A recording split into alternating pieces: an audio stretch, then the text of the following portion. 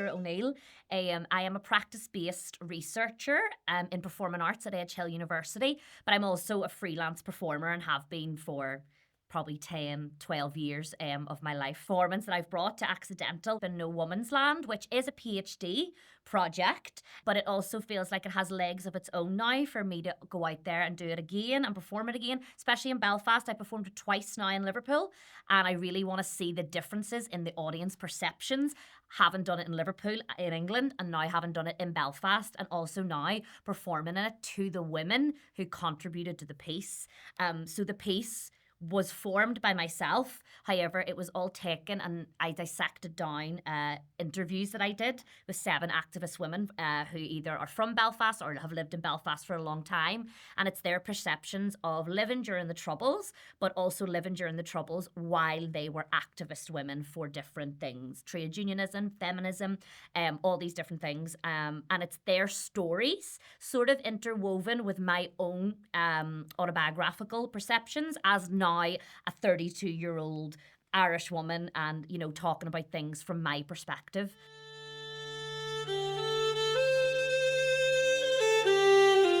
Well, I think when I always knew with my PhD research, my degree and my master's, it was always the same. It always went back to Irish theatre, theatre of the Troubles, feminism. And when it came to do my PhD, because you've got to contribute to original knowledge, I had to find a subject that sort of hadn't been done yet and hadn't been covered in terms of it being presented in a theatrical manner. So upon my research, and as far as I have found out, you know, there hasn't been a piece of theatre as such that has been put on ever yet in Belfast or anywhere which presents these particular women's stories. Yes, there is so much out there that has presented women's stories of the Troubles, but not activist women of the Troubles. And this was the big difference for me in what I wanted to do. And I knew of someone, Naomi Connor, who she's a co-convener for Alliance for Choice. And I knew Naomi and sort of had a chat with her and said, right, what can we do here? And how can we get these women to contribute? And all of them were so happy to contribute because they were like, Ciara, we've never had anybody come to us. Maybe they've came and people have documented it, yes, but never in that way of making it into a theatrical output. So I think that's what makes it stand apart. And I think the reasons it's important is because I think I talk about it a lot in the show that coming from this particular part of the world comes with its own very, you know, set of peculiar problems as a woman. You know, you just all these things that you deal with, and then it's what you're also dealing with, depending on where you were born, basically. And I think for me, it was getting all the stories across of the amazing things that they were still able to do and they were able to achieve, not in just everyday ordinary life like anywhere else, but during a time of conflict is my main thing that I want to, you know, people to take away. And I also want it to be a celebration. I don't want it to be doom and gloom. I want it to be a celebration of the amazing things these women do and continue to do in Belfast today. And also looking at it from a lot of different women's perspectives. You know, Maidie, for example, is Spanish, has lived here since 1998. So she's got her whole own take on it, as well as women who were born and raised here. So it was important to me that I got across all of that, and women from every side of the community as well. But I think the one thing I found is that they're all united in feminism, which has been amazing to see. And they all really talk about how finding feminism and feminist activism in particular is what kind of strayed them away from the orange and the green. There, you know, it was a movement of just women and not, you know, going by our politics here that it always is split down the middle. So I think that's why it's really, really important to get their stories out there. Even in my research of like looking at, another part of my PhD is kind of looking at these stereotypical Irish women figures, and particularly women from Belfast. And I've been looking at all the stereotypes of like, you know, the woman in her rollers standing at the door, like giving off that kind of thing. But it's also trying to show people that yes, that is what women from here are and do represent all those things of strength and even like humor and all those things. But it's not, it is because they're from here, but then it's like, it's not at the same time. I don't know. It's difficult to explain in that sense of, you know, being from here isn't the only thing that makes these women this way, I am sure. However, it does have to have done something, because I know most of them, when I speak to them, have all told me something that they've seen in their childhood or in their teenage years during the Troubles. It's like a line I say that Alison says, oh, well, I grew up watching Catholics being discriminated, and then, oh, I realised, oh, and women as well. It was like, okay, double whammy here. That was kind of that realisation for her of there's all this discrimination going on around me religiously and culturally, but also we're forgetting here about the other discrimination that's going on with women as well. And they all talked a lot about those women's issues just getting swept to the side, because it was like, well, the conflict was a man's war, and the women's, whatever they were getting on with was just seen as secondary, and there's a lot of that in the show too, where, I always wanted the show to not be specifically about the Troubles. I wanted it to be about what these women could do in spite of the Troubles. My mum and dad's generation, that thing of we wanted to be educated, but that was the last thing on everybody's mind at that time, specifically if you were a woman. One of the women talks about, I finished, I was in school, and then it was like, right, you're 15 now, you need to go and work, and you need to help the household, and you need to do all those things. And a lot of these women all got educated further down the line in life. A lot of these women were going to university in their 40s, late 30s, 40s, after they'd had children, things like that. So I definitely think that was a barrier, definitely. And that was a common thing with all of these women, was being educated a lot later in life. And I suppose saying things like, I quote somebody in the play to say about being introduced to trade unionism, was the first time that they had something that was for themselves, and it wasn't about the husband at the time or their children or domestic labour or their finances. It was something that gave them purpose, I suppose, at the end of the day. And a lot of these women talked about that as well. Like I said, they all went on to do things in education and further education, but even the ones that haven't are still so clued in, and maybe being a part of these movements gives women that as well. Do you know what I mean? In terms of, joining things like the trade union movement and Alliance for Choice and those things. I feel like women become educated through joining movements like that as well, even if it's not in the formal sense of education.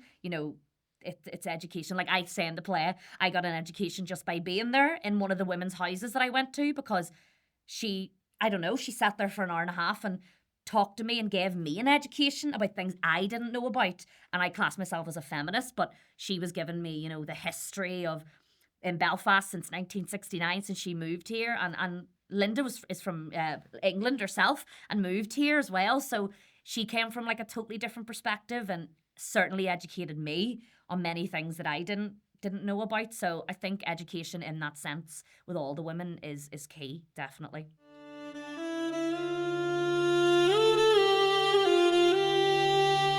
It was difficult because there was like hours and hours of content, and I think the way I had to approach it was a little bit thematically. So I sort of had to narrow it down and say, okay, this person talked about trauma here, this person talked about abortion here, and I had to kind of try and find a middle ground for all of the stories to sort of flow and to fit. And there was so much, obviously, that gets left out. And some people's stories were funnier than others. Some were more emotional than others. So it was having to dissect and pick out what is going to be a good journey for an audience to go through at the end of the day and be entertained and be taken on a roller coaster. And I think I did find it difficult narrowing it all down, but really at the end of the day, when it comes to it, you know that you have to do that. And I think I don't feel as bad about it because I have it all recorded on audio and it's always going to be there. And like I said, it can be put into, used in a museum, or it can be put into an archive. So I feel like all of the content is always going to be there regardless of what I put into just particularly this show and this one show this one time. So, but it is really, really difficult as an artist to narrow it all down. But it's just something that had to be done in terms of the performance. And I do look at some characters and go, we could have went a bit deeper there. And then the more we talked about it and discussed it, especially in university after the first showing, a lot of lecturers were saying, but then what do we do then? Are we going to be here all day? Are we going to be here for hours and hours and hours? Who do you then decide to cut from? So I think we pretty much got to the thing pretty early on that you can't feel too guilty about what you're using and what you're not using. It's all going to live on in its own way anyway. But it's been a long time from my MA when I did do a solo performance. This is the first time I've ever went out on my own and did it properly in terms of, I'm booking the theatre, I'm writing it, I'm producing it, all those things. I'm designing paying someone to graphic design up, but being back and forward with them, it's gave me like a real learning journey of how difficult it can be to do all of those things. I think I talked about it to one of my tutors in university that I actually found being on my own in the rehearsal room quite difficult because I've always been used to people there and bouncing off people and improvising. And when you're on your own, there's nobody to do that with. You only have these stories and you find yourself talking to yourself in the middle of rehearsals. Does this work? Does that not work? And I do think an element of it that I have missed has been working with other people. But it's also shown me what I can do by myself and what I can achieve by myself as well, which I'm really, really proud of. But I underestimated how difficult that job would be to do it all by myself. But I think the main thing is I would say to anybody, just don't panic because you wrote the script and okay, yes, some of it, the women's words, obviously, but I've written all the interludes in between and designed the opening and designed the conclusion. You did that. So, yeah, don't panic. You will get there with it. There's weeks and weeks where you think, I'm never going to learn all this dialogue. And you just do eventually. And for me, I'm a repeat person. It doesn't work for me to sit and look at a script. I have to be up on my feet doing it over and over again. So I think if I were giving people advice, it is that. It's just repeat. But don't repeat it too much that you get, sick of it. Still keep it nice and fresh. And it makes the live performances that more enjoyable, I think. Awesome. I think people need to know that you can be active in so many different ways. And I think we touch on that a little bit in the show. My way of being active has always been through theatre and through what I produce as an artist. That's always been my way. And I'll hold my hands up and say that that's my way of being active. And it's always been my way through my degree, through my MA. I always was doing shows to do with Irish politics, women's rights, all of these topics that mean so much to me. And I think I would want younger people and anybody to take away that there's nothing too small that you can do. And if your way isn't going out and maybe, protesting and being on the streets, okay, that might not be your way, but there is a way for everybody to do something, no matter how small it is. And I think it goes back to that, what we say in the show about when Angela Davis came to Belfast City Hall and said, listen, you can't look at what you're doing right now because if you did that, you'd go mad because you think you're getting nowhere. So her thing was look back on the giants of the shoulders you stand upon and know that everybody felt the same. You can only do what you can do and that's good enough. And, try and do your bit and that's all you can really ask of yourself, I think.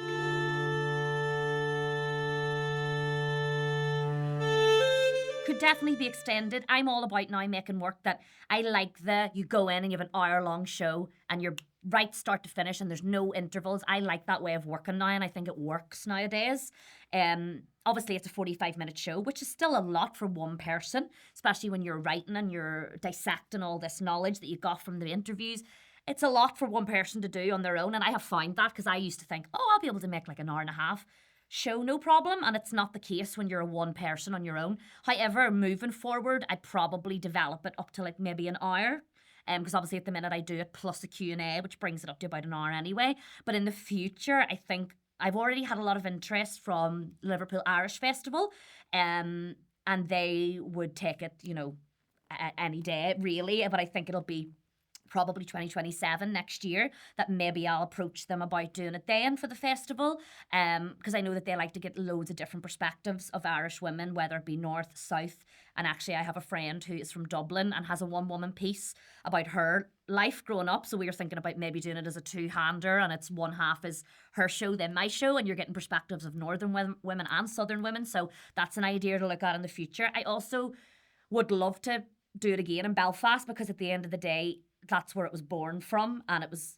if it wasn't these women giving me these contributions and me talking about my time being from here and having parents from West Belfast and having spent loads of time here growing up, I wouldn't have the show without Belfast. So I think definitely doing it again in Belfast is definitely a a really, really good option. And maybe even putting it into areas that aren't traditionally theatre going areas, going back to the class thing. You know, I'm sure that there's great community halls and GAA clubs and whatever all around the city, you know, that would be happy to maybe put something like this on, especially coming from communities that these women are from. So there's definitely a future for it. And developing it, I don't think this will be the last time that it's performed. Definitely not.